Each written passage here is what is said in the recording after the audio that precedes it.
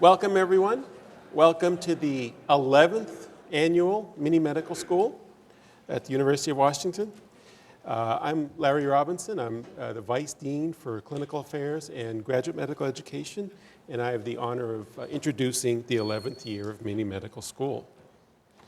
UW Medicine is one system, but it's composed of 7 different entities, and you'll see here the listing of the entities: Harborview Medical Center, University of Washington Medical Center, Northwest Hospital and Medical Center, our UW neighborhood clinics, UW School of Medicine, UW Physicians, and Airlift Northwest. Even though we have 7 parts to our system, we have one mission.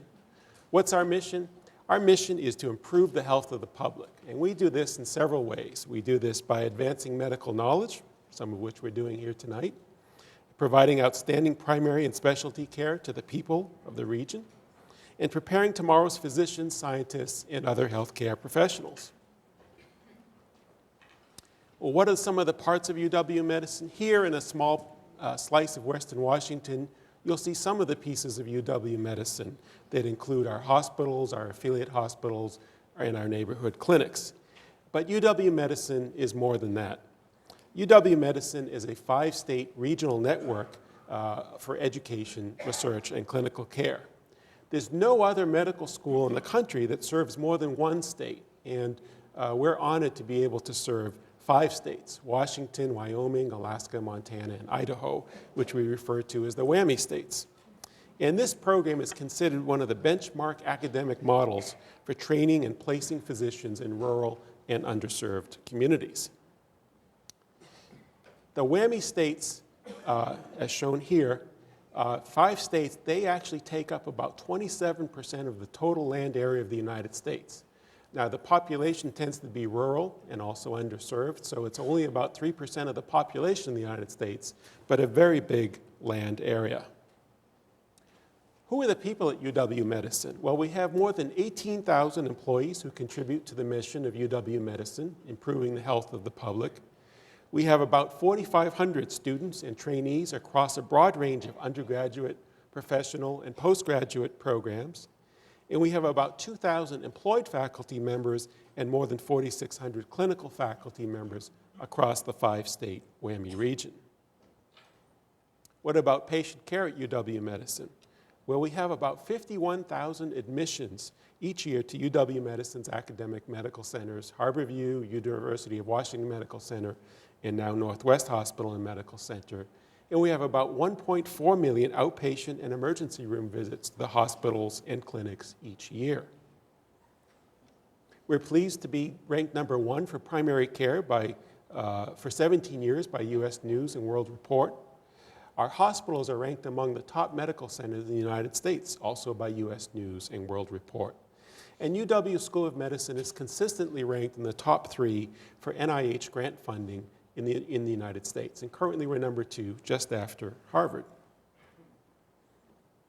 Well, again, you're entering the 11th year of Mini Medical School. What is the mission of Mini Medical School? Well, it's to inform you in an interactive way about the biomedical sciences, all the way from basic research to patient care, to help you develop a better understanding of what a medical school does and what resources it has to offer, to create a partnership with you in the appreciation of the science and patient care at UW Medicine, and perhaps most importantly, to have fun. And the hosts that we've selected are people who are going to help you have fun and learn at the same time. We have 2 new hosts for 2011, and you have not met these folks before as hosts. It's Drs. Byron Joyner and Dr. Brian Ross. And I want to say a few words about each one of them. Dr. Joyner is professor and residency program director of urology in the School of Medicine. He's associate dean for graduate medical education in the School of Medicine, and he serves as a pediatric urologist at Seattle Children's Hospital. Dr. Ross is professor in anesthesiology and pain medicine. He's executive director of the Institute for Simulation and Interprofessional Studies. We'll talk more about this in a moment, at UW Medical Center and Harborview. Dr. Ross has been involved in medical simulation at the UW since 1996, when he developed the initial curriculum for the Department of Anesthesiology. And since then, he's developed 20 courses for medical students, for residents and nurses. And he is really the energy behind the advancement of medical simulation across the UW schools of medicine, nursing, and dentistry. And based on his vision and his expertise in simulation, Dr. Ross was appointed to serve as the first executive director for the Institute for Simulation and Interprofessional Studies. That's kind of a mouthful, so what we call it is ISIS in 2005. Dr. Ross and the team have expanded their offices and labs to Harborview Medical Center, and they've established ISIS as really the medical simulation resource for UW, for the community, industry, and the whole 5-state region. Dr. Ross received his PhD in physiology and pharmacology from the University of North Dakota, and he completed postdoctoral research in respiratory diseases at UW, where he also received his medical degree.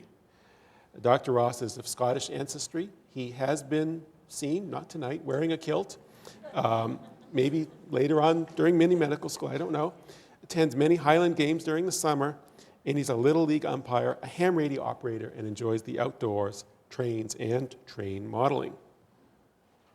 Dr. Joyner. Dr. Joyner's passion is learning better ways to improve graduate medical education. And what we mean by graduate medical education is the education of residents and fellows after they finish medical school. Dr. Joyner is responsible for the education and competency training of all medical residents, which includes interpersonal and communication skills, professionalism, and patient care. His clinical research interests relate to avoiding dysfunction and urinary tract infection in children. Here he is among two of his outdoors activities. Dr. Joyner is an active member of many urological societies, including the American Urological Association, the American Academy of Pediatrics, Society of University Urologists, and the American College of Surgeons. Dr. Joyner is a graduate of Princeton University, Harvard Medical School, and he completed his residency in urology at Mass General Hospital in Boston. He also served 4 years as an active duty officer in the U.S. Army, where he was chief of pediatric urology at Madigan Army Medical Center here in Washington. We've been very pleased to have Dr. Joyner at UW and Seattle Children's since 2001. He's received numerous teaching awards, and next month we are going to the Accreditation Council for Graduate Medical Education meeting, where he will be one of 10 recipients in the nation for the Parker J. Palmer Courage to Teach Award, which is a very prestigious award. Dr. Joyner was also a gymnast for 12 years, competed nationally and coached gymnastics. He also enjoys water and downhill skiing, and he swims to stay in shape. I will now turn it over to Dr. Joyner.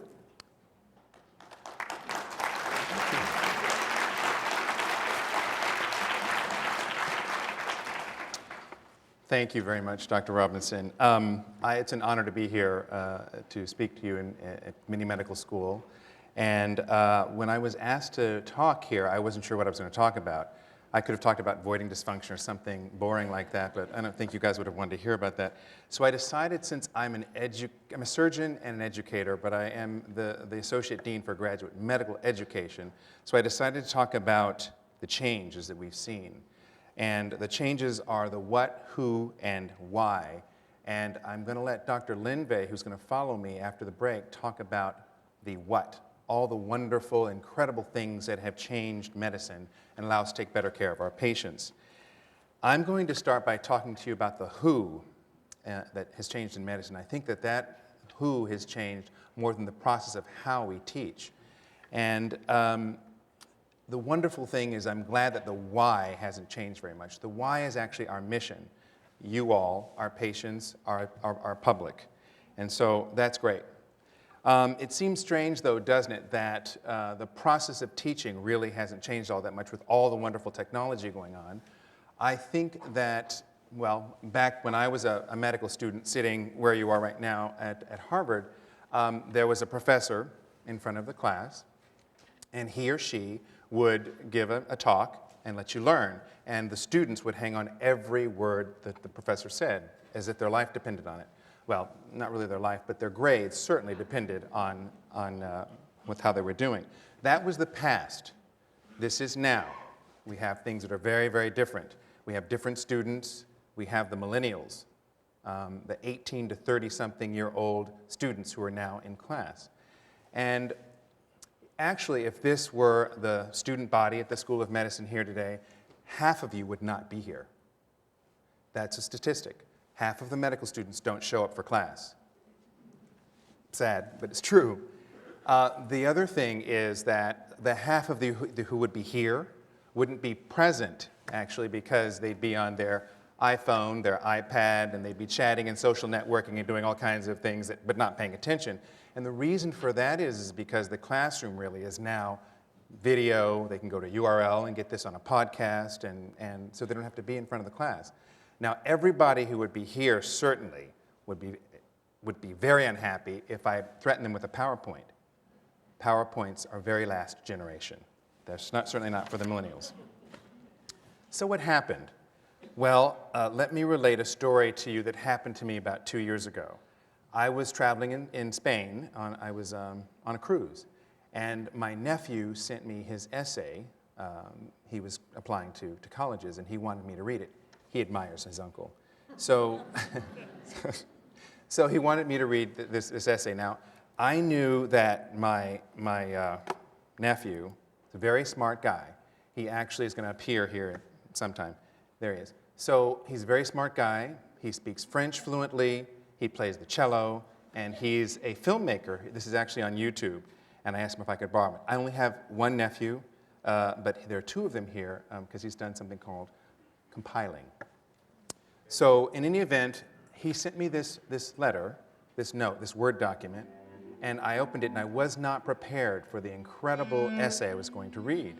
And it was really about something that someone else wrote about in 1940, Joseph Schumpeter, an Austrian economist. He wrote about creative destruction.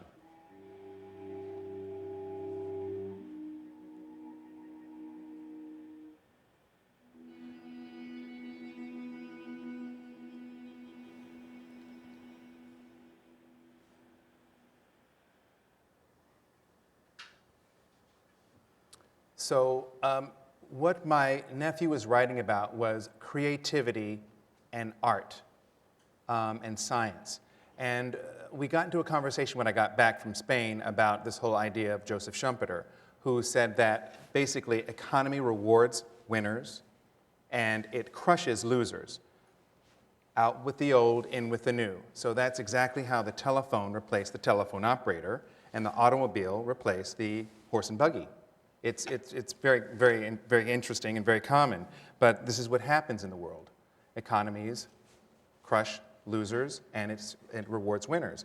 And I was thinking about that, and I was thinking if we don't keep up with our students as educators, then we're going to lose. We need to keep up with all the wonderful technologies because the classroom really has gotten a lot larger. It's not just in four walls. It's on videos, it's on podcasts, etc.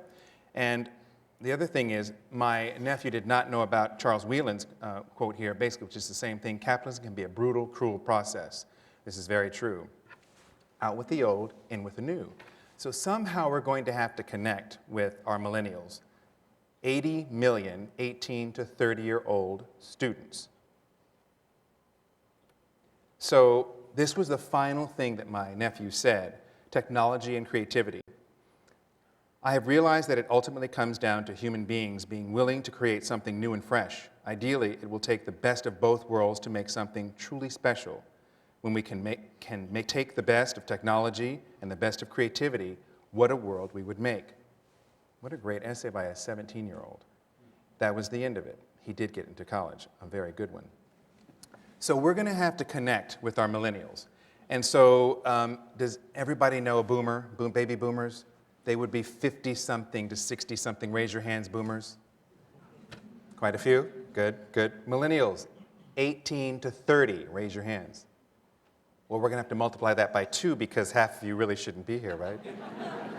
Anyway, in connecting with boomers, I think what's going to happen is, so I'm sure that the boomers have had a discussion with a younger person at some point in their life. And a very important message you have to give them. And for some reason, you feel that they didn't get a thing that you said, didn't understand that message at all. So what do? You take out a pen and a piece of paper, and you start to write. Write down your information, right? By hand, in cursive. Well, millennials don't read cursive, right? They don't. They grew up with the computer. And the millennial on the other side goes, you know, that old guy didn't understand a thing I said. And so they start to text you, right? Right? And boomers don't text. So they DGI, they didn't get it. Right, they didn't get it. Well, some of you may know about this cyberspace slang. Well, I had to look all of these things up online because I had no idea what these meant. Some of you may know what OMG is, right? Okay, oh my God. So I put together a little string of these acronyms to kind of make up a sentence, these informal sentences. And oh my God, with an exclamation point, you can tell I'm about 50 because millennials don't use grammar, right? They don't use these punctuations at all. Anyway, so here we are with, follow me here. Oh my God, believe it or not, MOS, mom over shoulder, got to go, talk to you later. By the way, are you male or female? I was shocked. Rumorph, have you ever seen this before? This is true. This is what they text, I suppose. Well, it's interesting because every generation has a way of kind of making themselves independent of their parents. They have to. That's what we do. Wordle is actually not an acronym. It's actually a word cloud. I had to look this up too. So this is actually a word cloud, a beautiful word cloud. Beautiful word cloud. And this is a word cloud that represents networking. This is how you market to millennials. So the larger the geography of a word, the more it represents that person, place, or thing. So you can see here mobile, Facebook, social, Google. All of these things represent networking. This is another word cloud or Wordle for millennials. And this is probably one of the most important words for them is media. It represents them probably more than any other word, but it has to be electronic media. They don't pick up a newspaper and read the New York Times, but they will get on their iPhone or iPad or whatever, computer or whatever it is, and the average millennial spends about 72 hours a week on video, computer, iPhone, Droid, whatever you have. Pretty incredible. And if you don't remember the world that was wireless, then you're probably one of the 80 million 18 to 30-year-old millennials. This concerns me a little bit as an educator particularly because I'm wondering if we're becoming so connected wirelessly that we're becoming socially kind of disconnected. Like I said, half of the millennials wouldn't show up to class. USA Today Online, of course, rung in 2011 stating that 2010 was the year we stopped talking. Kind of a sad commentary. For me, a boomer. So I'm wondering if one day we're all going to wake up and we're going to be internet avatars, kind of, right? More important of what we are rather than who we are, texting rather than talking. This is a picture, an image of Mark Zuckerberg. You all probably know him. He's the founder of Facebook. Time recently called him a Millennial 2011 Person of the Year. How many of you have seen The Social Network? Lots of people. It's a great movie. It won the Golden Globe Best Picture. It's been nominated for a Best Picture for the Academy Award. Mark Zuckerberg was portrayed as somebody who actually was socially awkward, didn't have any or maybe very few friends, kind of scary. And if Facebook actually were a country, it'd be the third largest country in the world with over 500 million people. And he knows more about his citizens than most governments know about their citizens. Very interesting. So that's Mark Zuckerberg. Some of you may know this person here. You may live with this person, some of you. This is an 18 to 30-year-old millennial. How many of you have to text this person to dinner? Yeah.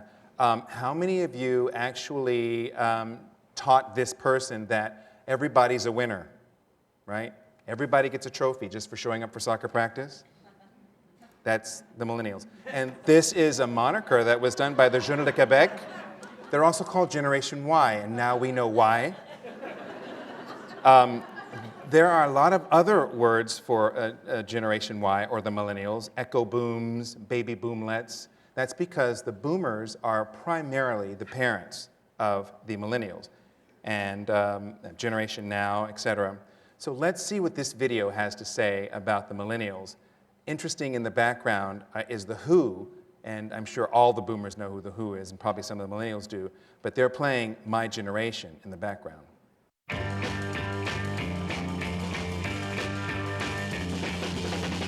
The workplace has seen a lot of changes over the last 50 years. There was a time when you would expect to work for one or two companies for your entire career. Now you're likely to change jobs every 3 or 4 years. Technology has raced ahead and changed the way we work. And while all these changes and many more have been significant, they may not compare to the change that is coming. The millennials. 20-somethings? To some, they're snot-nosed kids with entitled attitudes and indifference to authority. But to others, they are the key to their future success. The reason the millennials are so important is not simply because of how they see the world. They're also huge in numbers. The baby boomers once dominated the workplace, but they are retiring. In fact, some estimates show that half of them will be retiring in the next 5 years. At work, this means replacing a staggering 35 million employees, creating job openings that will be filled by, you guessed it, millennials. It gets even more serious when you realize that no previous generation has been so challenging to manage. In a recent study that interviewed thousands of managers, they found that dealing with young employees was one of the biggest points of failure.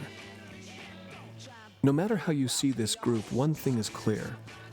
For companies to win in the next decade, it's never been more important for your business to attract, mentor, train, and retain young employees. The Managing Millennials training program does just that. It helps every manager and leader in your organization understand the needs of the next generation and harness their considerable strengths. Managers can develop skills that help them take advantage of what's been called the next great generation. The millennials are coming. Are you ready for them?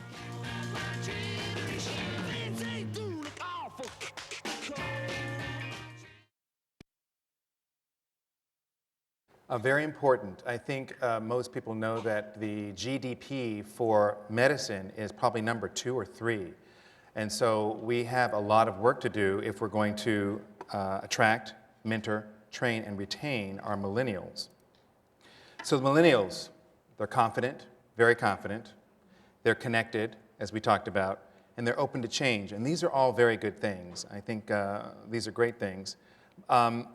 I'm going to show this wordle of the millennials, and you'll notice that nothing is more prominent than any other word, right? They're all about the same, but there's something that jumped out to me when I saw this wordle. Does anybody see it? Just yell it out there. There it is right there, isn't it? Entitlement. So entitlement, you might be interested to know, is actually 100% learned behavior. And where do you think they got this entitlement from? Yes, yes, yes. There they are. Here they come. Yes, the boomers, also known as helicopter parents. They just swoop in and take care of everything, make sure there's no consequences. They're the ones who kind of coddled. Apparently, the millennials are the most coddled generation ever. Interesting. And the naked truth is that it is the boomers that actually raised them. This is actually a wordle of the boomers, and you can see they are mentors, they're healthy, they synthesize, they're gatekeepers. But you know, we're not really talking about the boomers, we're talking about the millennials. But it was the boomers who actually reinforced the entitled behavior. I was talking to a patient recently. I had taken care of, did surgery on a patient, and I came to talk to his parents. He was actually 15, and this gentleman owned a big company, and I was telling him that I was going to be giving this talk, and he said, you know, I've experienced that myself. And I said, oh, really? Tell me about it. I might tell the audience. And he said, well, you know, I was talking to a millennial, was sitting across my desk, I had a big, nice desk, and I said to him, son, where would you like to be in a year? And without even, breaking sweat, the millennial said, sitting in your chair. But I'd probably have a nicer chair, the massage one, gets massage, etc. Where did I get all this information from? Well, I read one of this young millennial's 4 national bestsellers. why size your business? I think it's extremely important for us in medicine to find out what's going on with the new generation that's coming into medical school. This is Jason Ryan Dorsey. He is the millennial guy, self-proclaimed millennial guy. He should be. He spent 5 or 6 years going around the nation interviewing about 400,000 peers to find out what they wanted in the workplace, how they were going to get along with the now 4 generations that are in the workforce. And we'll talk about that in a minute. But he's an entrepreneur. He's made a ton of money talking to the likes of big companies like Xerox, Four Seasons, the U.S. Army. He's been on Oprah radio show. He's been on 60 Minutes twice. And he's been on 2020. And he's a really nice guy. And his mother, he claims, picked out this shirt for him. So as long as we live in a liberal society with, where children have rights and freedoms, you're going to have a generation gap. It's just going to happen. And so what Jason Ryan Dorsey is trying to do is to help all this stress that's going on. There are 4 generations in the workplace right now, and we'll get to that in just a second. But he says that a generation is a group of people born at about the same time and raised in about the same place. They are a group of people who are linked by geography, but they also are linked by iconic historic events that happened. And we'll talk about some of those in a minute. But here are the 4 generations. The traditionalists, 1922 to 1945. Where are you? Raise your hands. Okay, good. All right, very good. Boomers, 1946, 1964. Okay, very nice. Generation X. Okay, terrific. And Generation Y. Got a lot of those in the crowd today. That's good. So we're not really going to be talking about the traditionalists who are basically retiring from the workforce, and we're not really talking about Generation X. They only made up about 37 million. And they're called the lost generation, but we're not talking about them tonight. So we're talking about the boomers, who are now really the educators in medical school, and the Generation Y, who are those who are learning and coming in to medicine. So what does this visually look like? Well, the traditionalists know that, and everybody knows, that Marilyn Monroe was the sex siren of the traditionalists, 1926 to 1962. So the one for the boomers is Madonna, the Marilyn Monroe lookalike. Well, the prototype for the X generation is Gwen Stefani. Everybody knows she's a singer, with no doubt, right? And then, just for the traditionalists and the boomers who may not know, and then there is the last one, who is the Marilyn Monroe lookalike, Mrs. Scarlett Johansson. Well, okay, fine, but I couldn't find a picture on Google where she looked like Marilyn Monroe. So, of course, I don't mean to offend anybody, and I think that all of the boxes that we try to put ourselves in are basically guides and cues, perhaps, of how to approach people in the workforce. But generations are descriptive guidelines only. Many individuals define themselves outside of these boxes and may not actually fit into the box themselves. They actually are called cuspers. I'm actually a cusper. I was born in 1961. So I sit on the X side and the boomer side, but I really am a boomer. I identify with the baby boomers. And despite the variance in age and generation, the differences in attitudes and behaviors do exist, and they make people who they are. Makes the world go round. So how are generations formed, you might ask? There are 4 real important ways that generations form. There are defining world events. For example, World War I, World War II, the Vietnam War, man stepping on the moon, 9/11. Parenting trends are very important. We just talked about the boomers swooping down the helicopter parents. Well, interestingly enough, the boomers were raised by a very different parenting philosophy.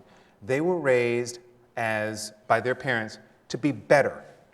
I want you to be better than I was. I want you to make more than I did. And they did. They went out, all 80 million of them, with very few jobs, and they competed with each other, right? Not true of the Generation Y. The boomers have taught them that I want to make it easier for you than I had it. So what they've done is they've coddled them. They've treated them like everybody in the world loves them. That might not be true. And so it might not be true. So we may have to deal with that as educators. And we are, interesting enough. lifespan. If you're going to live longer, you may actually make different choices in generations. And then certainly new technologies. Dr. Linvey, who's following me after the break, is going to be talking to you about how technologies perhaps have changed, not only in education, but in the world. And we talked about the telephone, replacing the telephone operator, et cetera. So this is a medical school class of 1979. These are the boomers. Wow, look at that dress, huh? It's big ties. So they lived in a prosperous economy. They were there when Neil Armstrong first stepped on the moon. They were there in 1964 when the Civil Rights Act was passed. Their "where were you" moment was JFK, the assassination of JFK. Every boomer knows where they were with the assassination of JFK. Vietnam War began, and it continued, and it continued, and it continued. And the boomers are known as workaholics. They go to work Monday through Friday, 60 hours a week, then go up on the weekends for 10 hours and come in on Monday, and they brag about it. Well, and this kills the millennials. They don't want to hear about that. They're not loyal or service-oriented, apparently. And the boomers are optimistic, and they know what delayed gratification is. Not true of the millennials. They grew up with computers. Immediate service, right? Right away. They want things right away. So they make up of the majority of students, which is why we're talking about them today. They are the most culturally diverse generation ever in the history of mankind. Technology is not just nice, it's absolutely necessary. And they're not savvy with technology, they just have to have it. Their bookends for their generation are the Challenger disaster and 9/11. Those disasters are why they value public safety and saving money. Boomer money is what they save. They're civic-minded because they were told in first grade that they have to go volunteer. Let's all go, get in line and let's go volunteer. And they're the most highly educated of all generations, ever. They grew up with soccer moms, and I say moms because they typically grew up in single homes, and they grew up with the helicopter parents, and we've talked about those. So each generation has 8 of these influences. The things that educators like myself try to get at are these 4 on your left: beliefs, values, attitudes, and behaviors. We want to get and influence millennials and all of our students around these things. This hasn't changed. It's important for us as boomers to actually bridge the gap with the millennials, who are very fast on their feet. But because their parents explain things to them in very detailed manners, we need to explain things to them. Surgery, which is a field I'm in, is extremely hierarchical. You do it because I said do it, go do it, you're going to kill somebody. That's not true. The millennials want to hear exactly why they have to go draw that blood or exactly why they should do this order. And I think that's good for us to learn that. Mentoring provides a customized learning environment. Their parents mentored them. And actually, their parents scheduled every hour of their day. They went to school, then they got out of school and went to gymnastics, and they went to swimming, and they got out of swimming and they went to wrestling, and they got out of wrestling and they went to soccer, all before 9 o'clock. Then it was time to eat and then go to bed and go back to school and start all over again. So we're going to need to probably give them individualized learning plans, which will be helpful, and something that actually the Accreditation Council, and I'll get to that in a minute, is talking about. Transparency enhances relationship building, and I think that's true of every generation, but more so true of the millennials and how we're going to reach them. So each generation values certain things. Everybody wants respect. Everybody wants to learn. Everybody wants feedback. And let me pause there for a minute because feedback is different for each generation. The millennials are going to be tough for us because the boomers had it really tough, which is why we wanted to make it so easy for our children. So feedback, they want positive feedback. And they also want it in small bite sizes, 140 characters like a tweet. Quick and done. Thank you. And being critical is going to be very difficult for us. And of course, nobody really likes change. I put this slide in here because I think it is a transition slide about Abraham Flexner, who 100 years ago, literally 100 years ago, came out with his report, the Abraham Flexner Report, which he gave to the Carnegie Institute, who hired him actually to go around between January of 1909 and April of 1910 to 155 medical schools in North America, Canada, and the US. And what his job was to find standards and qualities. to guarantee the American public that they would be safe. Interesting. But what actually happened, too, was that Carnegie made a lot of money out of this because he basically leveled all the then proprietary medical schools and was wooed by the mistress of science and technology and made a bundle of money. But as an aside, he helped medicine. And he was one of the first big changers of medicine. The next one we'll talk about in a minute. I keep alluding to the accreditation. But let's talk about the Institute of Medicine first. Talk about change. Things have changed quite a bit, and our healthcare delivery has gotten better since 100 years. But our improved healthcare delivery has not kept pace with the technological advances, and the gap keeps widening, which can be a problem. So if we're going to really reach and educate the millennials, what we're going to have to do is keep up with technology. Remember that not to get upset when the millennials don't show up to class. Maybe it's okay to have a video or a web chat or a blogging about what's going on, but we certainly have to reach them in different manners. I borrowed this slide from Tom Naska, who's the CEO for the Accreditation Council for Graduate Medical Education. And I think it's a great slide because it talks about the teaching setting, which is no longer in four walls. And we're going to have to satisfy each of these areas in order to continue to be a high-quality profession. First, we're going to have to satisfy the public, keep them in mind, making sure that we're giving them high quality and patient safety. The residents and students, we're going to have to teach them better in ways that they understand, ways that we didn't learn because there's new technologies out there. Educators have to be trained, right? You have to train the trainers in order to know what the technologies are and get to the students and make them better. Institutions have to be responsible for being fiscally responsible for building the infrastructure for these new teaching settings. No longer is the old educational paradigm or apprenticeship of see one, do one, teach one okay.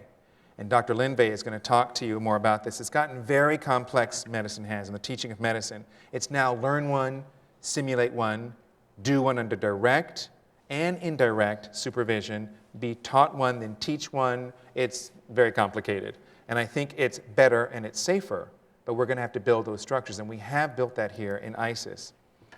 Keeping up with our excellent medical field, we're going to have to, again, build outstanding systems of infrastructure, very important to build the new ISISes, I guess it's a word, to keep up with new surgeries like the robot.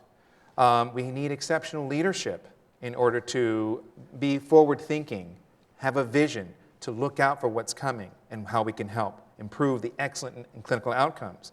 Quality, safety, being fiscally responsible, and patient-centeredness, always keeping the patient in mind and in the center. Now, values that are very specific to medical education are listed here, and these are just a very small list. But one of the ones that I like to bring up because I represent that in my role as Associate Dean for Graduate Medical Education is the Accreditation Council for Graduate Medical Education. This is a private, non-profit organization that actually takes care of over 112,000 residents and accredits over 9,000 different types of residency programs. 6 competencies are involved. 3 of them are patient care, interpersonal communication skills, and professionalism. And I think it was Sir William Osler who said that teaching begins and ends with the patient at the bedside. And I think that should still be important today. So we have to develop our skills not by texting our patients or becoming socially networking with them on Facebook, et cetera, but by actually being there with FaceTime. We need to involve industry. I think we've gotten out of a good relationship with industry because of ethical problems and concerns that we have. But I think that industry needs to be just as importantly involved in financing some of the very expensive medical education that the millennials are going through and future generations. We need to decrease the technology healthcare delivery gap, which the Institute of Medicine talked about, and we need to include every resident at every turn. They're on the front lines in quality projects in hospitals. In fact, some people have said, get a big board so that when residents pass and traffic this area, they can write on there what things the hospital needs, what things we can improve, where we can get quality, and we need to be patient. teaching our new students. Albert Einstein, it may have been inaccessible to a lot of people with his theory of relativity and mathematical equations, but I think he was keenly perceptive of how science and man and the consequences of science in the hands of man. And he cautioned, concern for man and his fate must always form the chief of all technical endeavors. Never forget this in the midst of your diagrams and equations. And I think with our brand new students who are coming onto our wards and taking care of our patients, we are responsible for giving them the tools to be better at what they do. Facebook is a great way of transmitting data.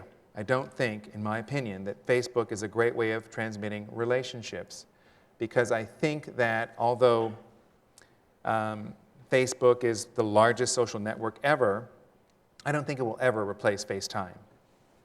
I wonder if Einstein would have had a Facebook page like the Queen of England. I wonder what Einstein would have thought of Facebook. But one thing that I know is what Francis Peabody said in 1925 when he was giving a lecture in Boston to a group of medical students. It was called The Care of the Patient and was published in 1926 in the Journal of the American Medical Association. And what he said was 84 years ago now. He said that for the secret of the care of the patient is caring for the patient. And I think this we should keep in mind and teach our millennials. This at every step we should teach future generations as well. Thank you very much.